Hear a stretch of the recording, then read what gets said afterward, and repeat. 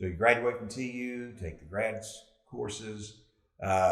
You're ready. Go through it in a year, and then I said I'll be back, and then I started painting. I did my first show in New York when I was 20. Amazing. At Graham and Sons Gallery up on Madison Avenue on the upper 70s. They were the oldest gallery in New York, and they had a contemporary.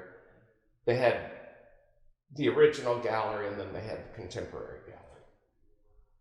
So I did my first show then, absolutely lost my shirt, didn't sell a thing.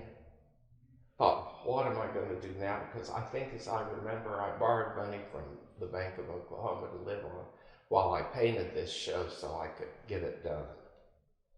And now we didn't have anything to pay them back with, so I had to come home and work hard to pay the bank back. But I did, and it was my first show, and it was disappointing, there's no question, but you know, I still was a kid. And anyway, I didn't show in New York after that for about 6 or 7 years.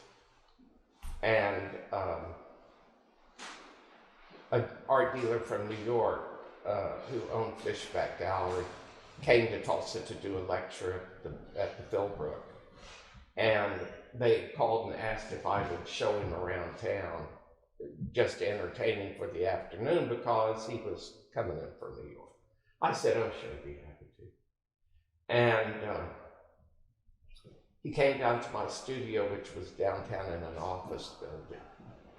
And he walked in and he said, are these paintings yours? And I said, well, doesn't that seem like a stupid question? I was not nice to this man, I'll never forget.